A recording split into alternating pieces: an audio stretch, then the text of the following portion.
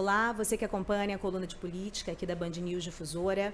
Nós estamos aqui no exercício do jornalismo plural, na nossa objetividade, na busca de várias versões, de ouvir todos os lados. Trouxemos hoje para uma entrevista a doutora Gorete Campos Rubim. Ela é advogada, atua há mais de 10 anos na área do direito penal aqui em Manaus e ela faz parte da banca que está atuando na defesa dos 3 pescadores, o Amarildo da Costa Oliveira, o Ozenei da Costa Oliveira e também o Jefferson da Silva, que são os 3 pescadores que confessaram o assassinato do indigenista Bruno Pereira e também do jornalista Dom Phillips em 5 de junho do ano passado. Esta semana houve um novo momento, uma nova fase dessa investigação, desse processo, em que estes 3 acusados foram ouvidos em juízo e apresentaram uma versão diferente, nova, em relação ao que se conhecia do caso. Então, nós vamos ouvir a doutora Gorete, compreender como está a defesa e como está a fase atual do processo. Muito obrigada, doutora Gorete, por essa entrevista. Boa tarde, Rosiane. Boa tarde a todos, que estão acompanhando essa entrevista. E eu te agradeço desde já pela oportunidade de permitir que a defesa do senhor Amarildo da Costa de Oliveira, Ozenei da Costa de Oliveira e Jefferson da Silva Lima pudesse se manifestar com relação à situação processual que nos encontramos atualmente, aguardando essa finalização da primeira fase do procedimento especial do Tribunal do Júri, ligado ao caso da morte do Bruno Pereira e do Dominique Phillips. Muito bem. Antes de a gente entrar especificamente nas alegações da defesa, no contexto da defesa em relação a esse caso, eu queria que a senhora situasse para os nossos ouvintes em que fase está este processo. Eles foram ouvidos pela primeira vez em juízo esta semana, mas isso significa o quê? E o que vem depois disso? Assim, Rosiane, nós concluímos a fase da audiência de instrução e julgamento, devido à complexidade do caso, a quantidade de testemunhas ouvidas por parte do Ministério Público, essa audiência ela foi dividida em 6 audiências. Até porque nós tivemos situação de problema com a internet, nós tivemos dificuldade com relação à oportunidade para que os acusados pudessem acompanhar a audiência dentro dos presídios federais. Nós encontramos muitas dificuldades e resistências da parte dos presídios federais que queriam, assim como buscar ao máximo, ferir o direito à entrevista reservada entre acusados e advogados. É um direito previsto no Estatuto da OAB, é uma garantia prevista no próprio Código de Processo Penal, essa conversa reservada antes da audiência. E os presídios federais de Catanduvas, assim como de Campo Grande, tentaram dificultar ao máximo, inclusive gravando conversa entre acusados e os seus advogados, algo que não pode acontecer, tanto que configura o crime de abuso de autoridade. Mesmo em presídios de segurança máxima, como é o caso? Mesmo em presídios de segurança máxima. Tal situação está prevista lá no artigo 20 da lei que prevê os crimes de abuso de autoridade e, consequentemente, providências legais serão tomadas a respeito disso. Mas vocês conseguiram esse momento separado, isolado com as pessoas que vocês defendem antes desse interrogatório? Conseguimos, com muita dificuldade, uma vez que o magistrado que estava presidindo a audiência de instrução e julgamento proferiu decisões, mandou comunicar aos presídios federais primeiramente para verificar se eles estavam gravando as conversas, tanto que o presídio de Campo Grande retornou o ofício dizendo que estava gravando, isso consta nos autos do processo, e nós tivemos uma resistência muito grande do presídio de Campo Grande, onde estão presos o senhor Jefferson da Silva Lima e o senhor Ozenei da Costa de Oliveira. Tanto que a audiência, onde nós tivemos o interrogatório dos acusados na segunda-feira, atrasou por causa da resistência dos diretores dos presídios federais que não iriam cumprir tanto a decisão judicial que determinava essa conversa reservada entre acusados e seus advogados, assim como ele não queria cumprir o Estatuto da OAB, que é uma lei federal, e o Código de Processo Penal. E, inclusive, também estava descumprindo a lei que prevê crimes de abuso de autoridade, incorrendo, inclusive, no tipo penal do artigo 20 da Lei de Abuso de Autoridade. Certo. Doutora Gorete, então, assim, para situar no tempo, nós estamos no final desta primeira fase da denúncia, isso. E aí a gente vai chegar no momento agora, após esse interrogatório, em que o juiz vai decidir se aceita ou não a denúncia e, se aceitar, ela vai para o tribunal do júri. Me corrija se houver alguma interpretação errada dessa sequência, né? Que é do natural do processo que se trata em relação a crimes contra a vida. É importante destacar o seguinte, o procedimento especial do Tribunal do Júri, né, que tem a responsabilidade constitucional de julgar crimes dolosos contra a vida, ele é dividido em duas fases. A primeira fase vai do recebimento da denúncia, a denúncia é a peça inicial acusatória, né, se estiverem presentes os requisitos de materialidade, autoria e justa causa, o magistrado, por meio de um despacho judicial, vai receber a denúncia. Estando presente esses requisitos, o magistrado recebe a denúncia, manda citar os acusados para que no prazo de 10 dias eles apresentem a resposta escrita por meio de um advogado particular ou, quando a pessoa não tem condições de custear um advogado, por meio da Defensoria Pública. Em locais que não tem Defensoria Pública, é nomeado um advogado dativo.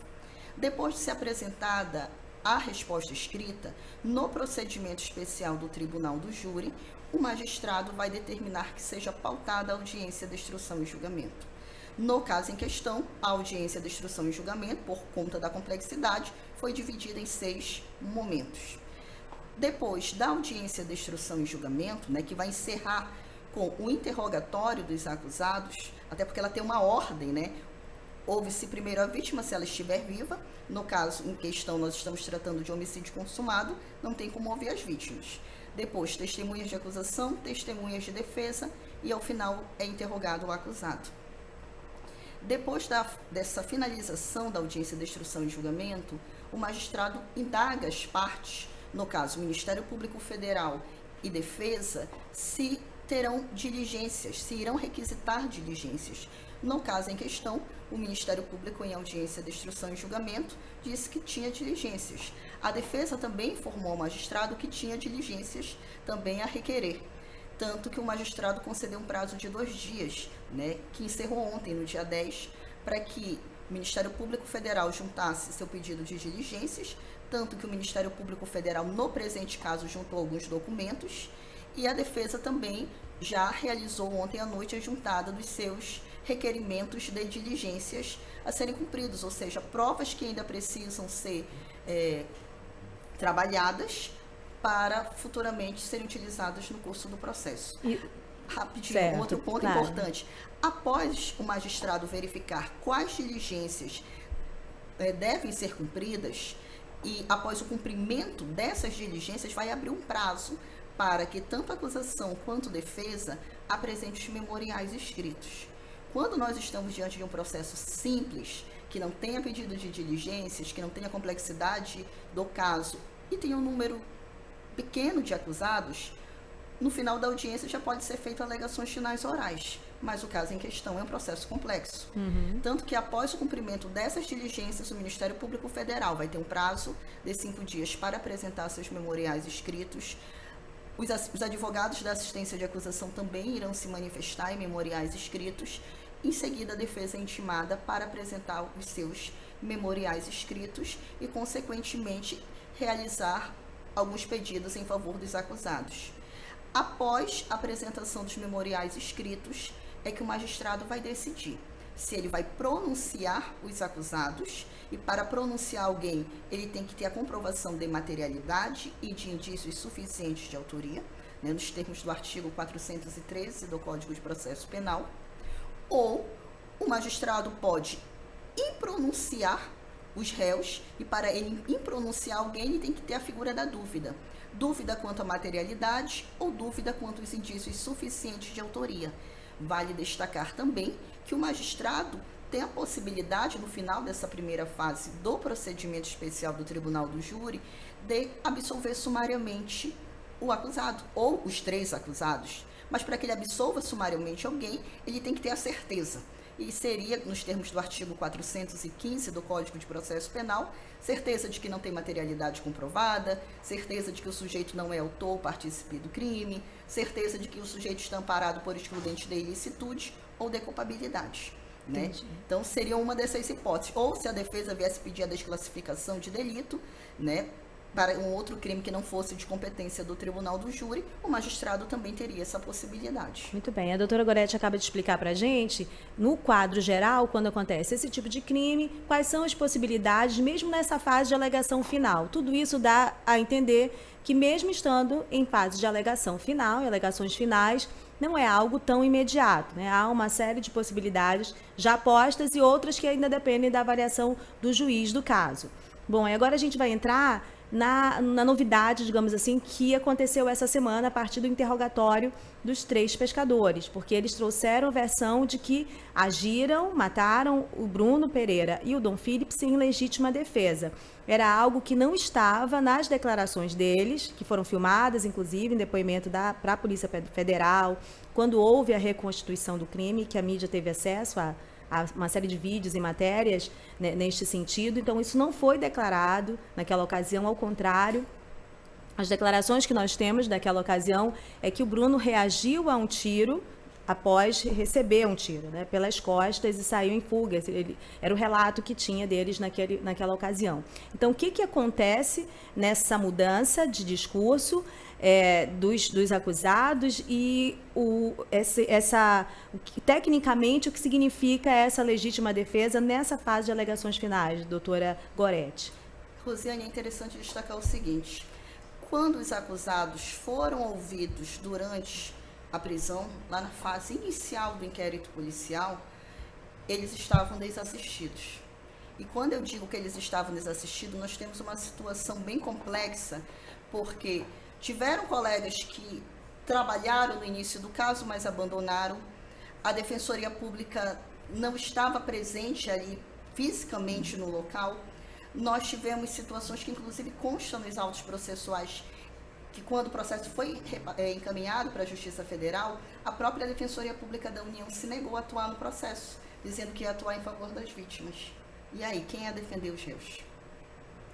E vale destacar o seguinte: algo que foi comprovado, né? Eu lembro que o Ministério Público chegou a se pronunciar, mas aonde é que está essa situação de tortura? Desde o início da prisão do seu Amarildo da Costa de Oliveira, a família dele foi para a imprensa comunicar que ele tinha sido torturado e que ele tinha confessado a base de tortura. A própria Defensoria Pública do Estado do Amazonas, que atuou no caso, mesmo não tendo uma sede da Defensoria Pública lá na cidade de Atalaia do Norte, eles informaram nos autos processuais, quando ele estava na Justiça Estadual, que o senhor Amarildo tinha sido torturado. Na época, isso não foi levado em consideração. E simplesmente foram seguindo adiante. E quando eu falo na tortura, é interessante destacar que o crime de tortura, ele não ocorre somente na modalidade de agressões físicas. Tanto que nós temos a figura da tortura psicológica. Imagine você ficar noites sem poder dormir, você ficar sendo reinterrogado diversas vezes, você ficar sobre o argumento de que seus familiares, sua esposa, sua mãe, seus filhos irão presos se você não confessar. Diante de uma situação dessas, até o sujeito que não cometeu um crime, ele confessa o que não fez. Porque vai muito além do que o desgaste físico do corpo. E com relação à situação da tortura física do senhor Amarildo, ontem, por incrível que pareça, o próprio Ministério Público Federal juntou nos autos processuais o exame de corpo de delito do senhor Amarildo da Costa de Oliveira. É interessante destacar que esse exame de corpo de delito, o fato aconteceu em junho de 2022. Nós estamos quase na segunda metade de maio de 2023. O Ministério Público Federal simplesmente comprovou mais uma vez que está escondendo provas.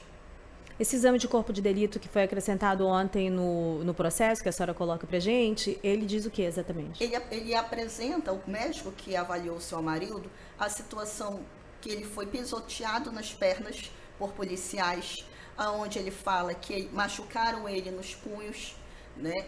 Inclusive que colocaram saco na sua cabeça, na cabeça do senhor Amarildo, com spray de pimenta. Mas então, isso o médico relata que aconteceu pelos sinais ou é uma fala do Amarildo? O médico expõe, né, o que o seu Amarildo havia informado para ele, ele traz essa exposição. E outro fator bem interessante, por exemplo, o senhor Ozenei da Costa de Oliveira, que é o irmão do senhor Amarildo, que é inocente, que não tem participação nenhuma, nem com relação aos homicídios e nem com relação à ocultação de cadáver. O senhor Amarildo também foi torturado, o senhor Ozenei da Costa de Oliveira também foi torturado, tanto que o próprio exame de corpo de delito dele, o médico aponta em situações de lesões relacionadas à prisão. Tudo bem, doutora, só para a gente conseguir entender direitinho essa parte especificamente desse laudo que entra nesse momento no processo. Esse relato de tortura física, ele é só um relato ou o médico traz sinais que o Amarildo teve o saco colocado na cabeça, que tem sinais de pisoteamento, ou ele é só uma reprodução do relato do Amarildo? Não, vale destacar que o laudo de exame de corpo de delito, o médico vai perguntar para a pessoa o que aconteceu, se ela sofreu algum tipo de lesão e vai avaliar o corpo do indivíduo para verificar situações de marca. E ele simplesmente informou a existência das marcas que estavam no corpo dele. Por que as pernas dele estavam machucadas? Por que os pulsos estavam machucados? Inclusive, na audiência de instrução e julgamento, o senhor Amarildo da Costa de Oliveira mostrou isso perante o Ministério Público Federal, perante o magistrado, perante os advogados da assistência de acusação e também perante a defesa, os locais onde ele foi machucado no momento em que ele foi preso. Doutora, mais um ponto a respeito dessa questão da tortura que foi colocada numa audiência com a presença da Defensoria Pública do Estado. Na ocasião, eu lembro disso, nós cobrimos, fizemos o registro desse relato também. Naquela ocasião, quem estava atuando naquele momento era a Polícia Militar do Amazonas e a Polícia Civil do Amazonas.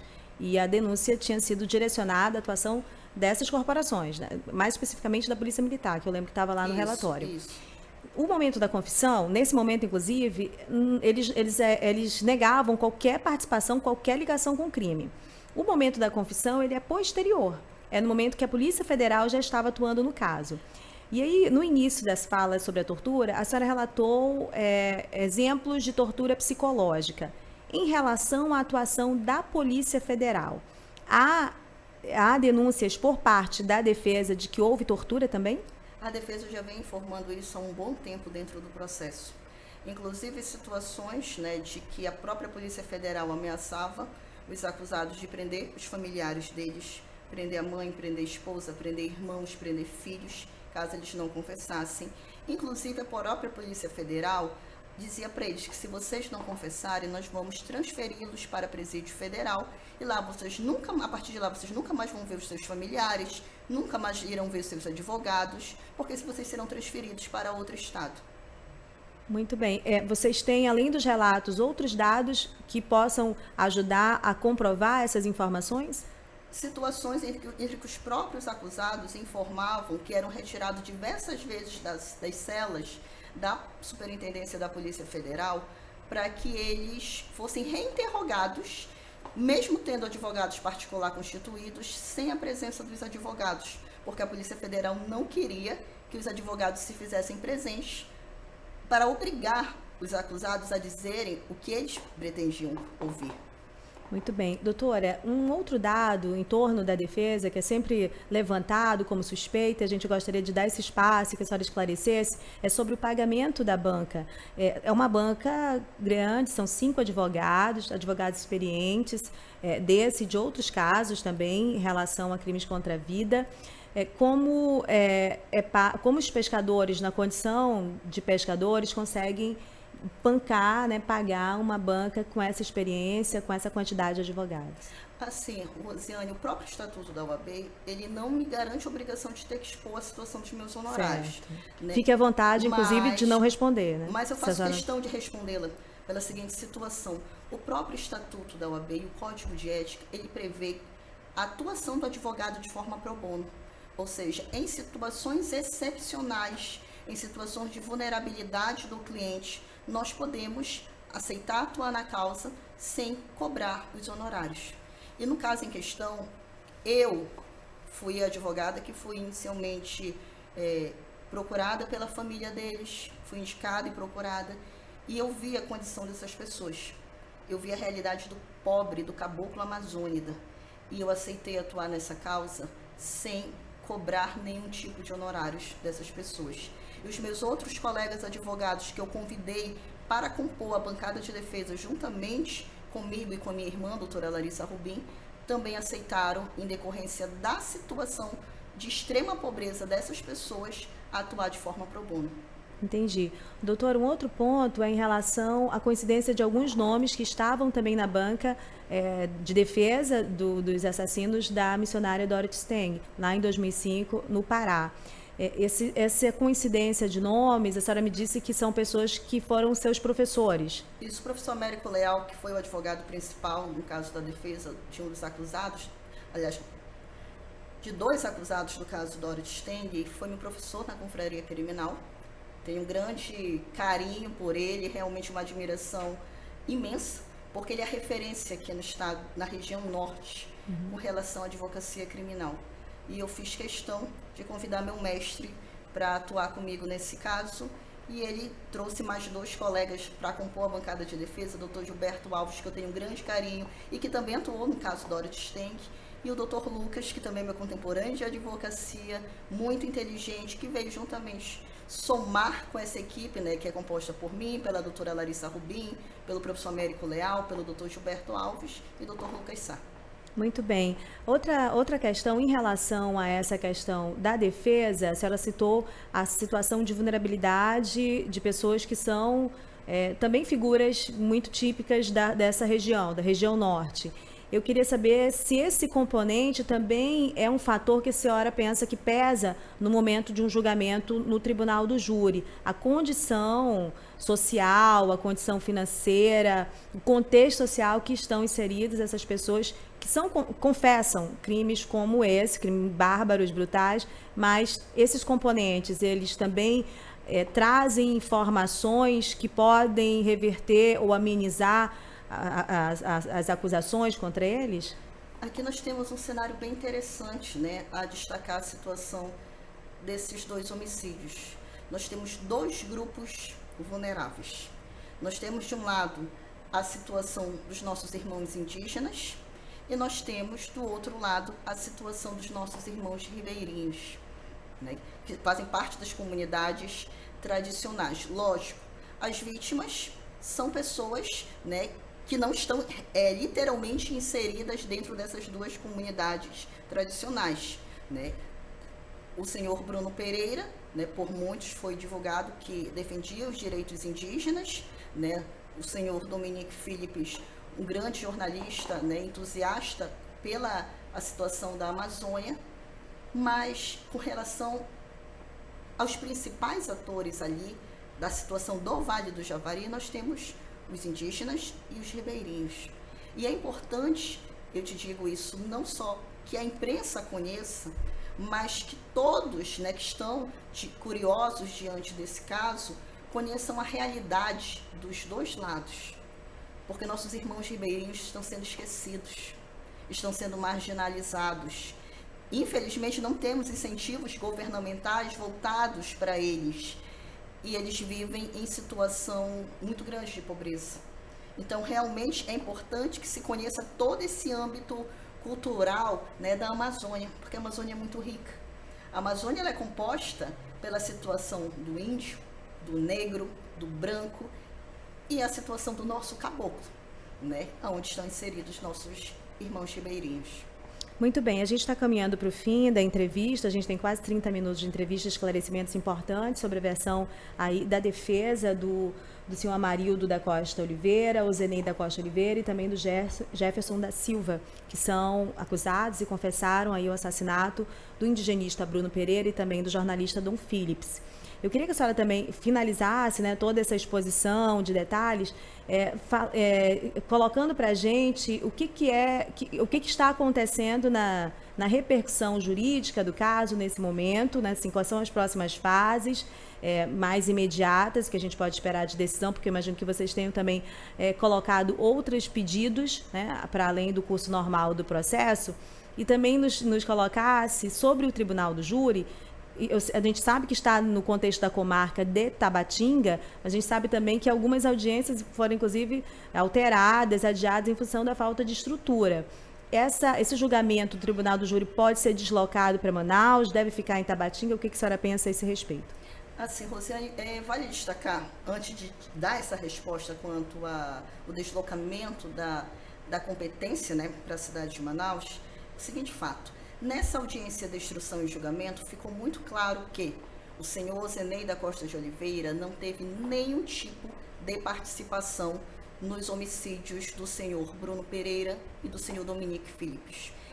Não participou nem sequer da situação da ocultação de cadáver. Esse homem está preso inocentemente. A prisão do senhor Zenei da Costa de Oliveira foi utilizada pela polícia com o objetivo de forçar a confissão do senhor Amarildo.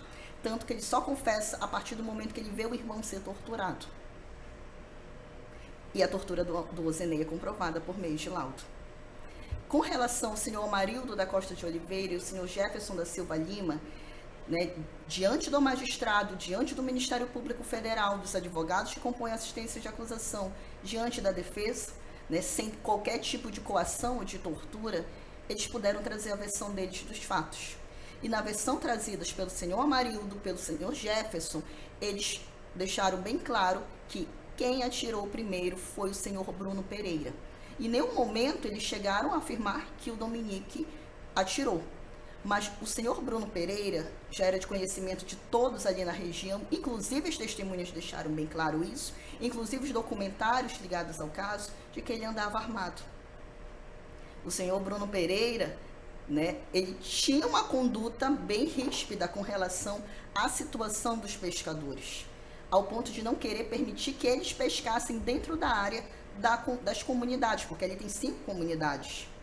Doutora, só para esclarecer alguns pontos, o Bruno Pereira tinha autorização para andar armado, mas assim, não consta em nenhum momento, em nenhum relato de que esse uso da arma dele, qualquer outra pessoa, significa que a pessoa ande atirando, né? Assim, esse é um dado, mas eu vou já abrir um espaço que a senhora fale, inclusive, o que pensa a esse respeito. Só que a gente precisa trazer esses dados, né? Entendi. Atuar de forma ríspida é diferente de atuar de forma rigorosa.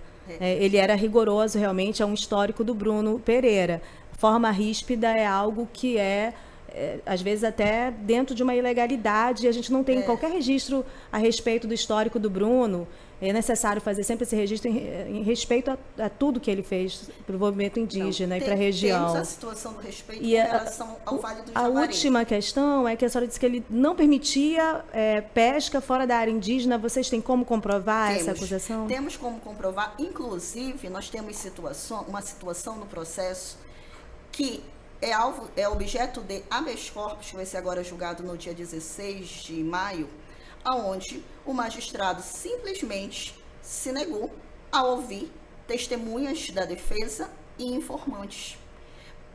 Ninguém teve interesse, Rosiane, a Polícia Federal não teve esse interesse em ouvir os pescadores daquela região. Como eu bem falei ainda há pouco, ali nós temos 5 comunidades pequenas. São comunidade do Ladário, comunidade do Contrabando, comunidade do São Rafael, comunidade de São Gabriel e comunidade do todas do Lago do Jaburu, né? Isso, naquela área, né, que vai passando lá do rio Itaquaí, antes de chegar na base da FUNAI. Quem é que vive nessas comunidades? Os ribeirinhos, com atividades deles, né, de sobrevivência, a pesca, a plantação, né, eles se alimentam da pesca e da caça. E os pescadores, eles são cientes de que, a partir do momento que se chega na base da FUNAI, eles não podem adentrar aquela área, porque é área indígena. Tanto que, se eles adentrarem aquela área, eles serão presos. Mas aquela parte que vem da frente da base da FUNAI até a Atalaia do Norte, é área que qualquer pessoa pode pescar. É área pertencente às comunidades. Nós temos um fator bem interessante, que pouco se fala sobre esse caso. Equipe de vigilância indígena criada pela ONG Univaja, né? Essa ONG, porque na época dos fatos, o senhor Bruno Pereira ele não estava trabalhando mais na FUNAI, ele estava licenciado, sim, atuando como coordenador da equipe de policiamento indígena da Univaja. E aí nós temos um detalhe interessante, que fizesse essa fiscalização por meio dessa ONG dentro da área indígena. Isso seria cabível, mas a partir do momento que essa fiscalização ao ponto de inibir a atividade da pesca dentro da área pertencente à comunidade, nós estamos confrontando direitos de Mas em que sentido dos inibir? povos Só para a gente tradicionais. entender, se for possível e não for algo que atrapalhe, evidentemente, a sua atuação, né? Só para que eu possa entender, ele inibia como? Que tipo de prova, de comprovação vocês têm em relação a esse verbo, inibir a pesca fora da área indígena, por parte do Os Bruno? próprios ribeirinhos deixavam bem claro que a equipe de policiamento indígena andava armada. Isso consta nos autos processuais. Eles eram abordados ao ponto de cortarem malhadeiras, cortarem os objetos que eles utilizavam para pesca, de cortarem canoas. Por isso que a defesa tanto insiste para a oitiva dos pescadores. E o magistrado, de forma a cercear o direito de defesa, simplesmente indeferiu a oitiva. A defesa não está brigando, né, para que essas pessoas simplesmente sejam depoimentos qualquer. São depoimentos importantes, porque trazem a realidade do povo ribeirinho. Polícia Civil do Estado do Amazonas fez pouco caso em ouvir, Polícia Federal fez pouco caso em ouvir, e nós não podemos deixar que o Poder Judiciário, mais de uma vez, como Estado, venha se tornar omisso. Os dois lados têm que ser ouvidos. Nós temos que pesar os dois lados da balança. Então, é importante que esses ribeirinhos sejam ouvidos, né? Para que realmente se compreenda a real atuação da equipe de vigilância indígena coordenada pelo senhor Bruno Pereira e essa situação desse conflito existente ali, né, entre a situação dos indígenas e a situação dos ribeirinhos. Muito bem. Doutora, para encerrar, e aí já abusando bastante do seu tempo, do tempo inicial que a gente havia combinado para essa entrevista, eu queria que a senhora falasse sobre a questão do desaforamento, se esse tribunal do júri é conveniente que ele aconteça realmente em Tabatinga, se ele deve vir para Manaus. Eu queria que a senhora esclarecesse isso. Vale destacar o seguinte, o município de Tabatinga, no estado do Amazonas, ele é um município pequeno. Ele é um município que ele é tríplice fronteira. Nós sabemos da dificuldade que se tem para chegar em Tabatinga, para organizar uma sessão de julgamento do Tribunal do Júri. A defesa, né, no caso em questão, possivelmente lá na frente, venha a requerer o desaforamento. Não sei se o Ministério Público Federal vai requerer, né, pode requerer também, mas o ideal é que esse júri aconteça na cidade de Manaus, por conta da estrutura da Justiça Federal daqui, por conta de questão de segurança de todas as pessoas envolvidas nesse julgamento, até porque estamos diante de um caso complexo e um caso que vai se estender o julgamento no Tribunal do Júri por vários dias, né? Principalmente para garantir a proteção dos jurados. Certo, muito bem. Doutora Gorete, muito obrigada por essa entrevista, pelos esclarecimentos, por trazer aqui também todo o lado da defesa desses 3 pescadores. A gente entrevistou a doutora Gorete Campos Rubim, que faz parte da banca que atua na defesa dos 3 pescadores que confessaram o assassinato do indigenista Bruno Pereira e também do jornalista Dom Phillips. Muito obrigada. E o espaço está sempre aberto para ouvir o outro lado, para ouvir a versão também de vocês a cada fase do processo, aqui por parte da nossa equipe de jornalismo. Agradeço, Rosiane. Uma boa tarde a todos. Boa tarde. Obrigada, gente.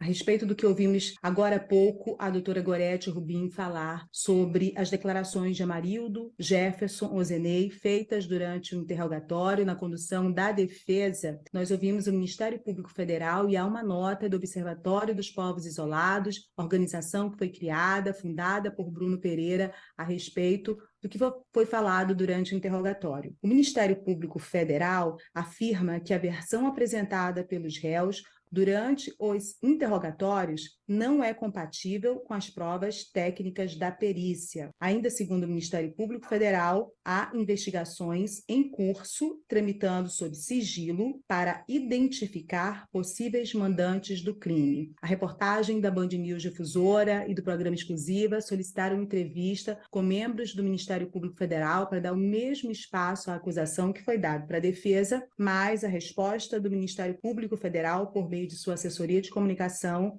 é que não irá conceder entrevista sobre o caso. A Organização dos Povos Indígenas Isolados se manifestou ainda na semana passada sobre essas declarações que imputam situações de legítima defesa e atos relacionados ao comportamento do Bruno Pereira. A AUPI considera que esses interrogatórios foram marcados pela promoção, por parte da defesa e dos réus, de uma fantasiosa versão dos fatos que não encontra respaldo em absolutamente nenhuma das provas produzidas até o momento. E aí, a AUPI considera ainda que os réus, os disparos que proferiram teriam ocorrido em legítima defesa, o que considera os réus, imputando ao Bruno a autoria dos primeiros disparos. É isso que a AUPI coloca como versão fantasiosa. Eles consideram que é vergonhoso o momento que se vive no processo, tentando atribuir a Bruno Pereira uma personalidade agressiva, violenta e negligente com os interesses dos povos indígenas. Eles alegaram terem conhecimento de múltiplos incidentes de violência praticadas por Bruno e pela equipe da Univaja.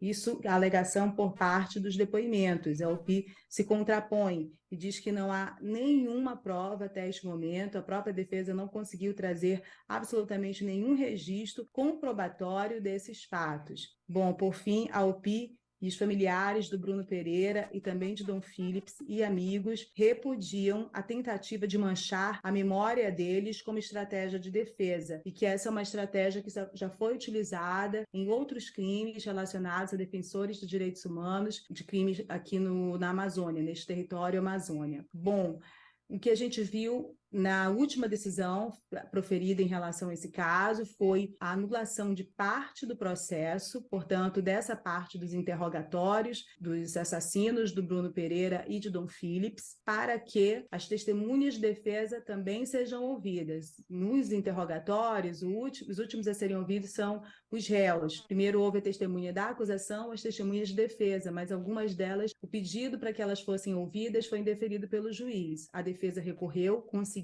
que essas pessoas sejam ouvidas e aqui essa fase final do interrogatório dos réus foi anulada. A Justiça, em primeiro grau da Justiça Federal, irá ouvir as testemunhas indicadas pela defesa, que agora conseguiram ser inclusas, e na sequência irá retomar este interrogatório que foi feito na semana passada e contém este conteúdo acusatório contra a imagem do Bruno Pereira, do Dom Phillips, uma nova versão a respeito do crime de legítima defesa, e é sobre isso que a gente acabou tratando durante toda a entrevista, a nota do MPF e da AUPI. Bom, esse é o ponto que está agora o processo, a gente vai continuar acompanhando, tanto na coluna de política quanto no exclusivo. Alex Ferreira, é ponto final. Reinaldo Azevedo chegou. Tchau, tchau. Tchau, tchau, Thaís.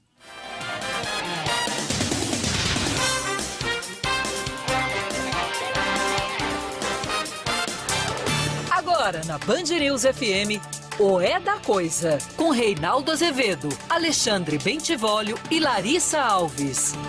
Oferecimento BTG Pactual.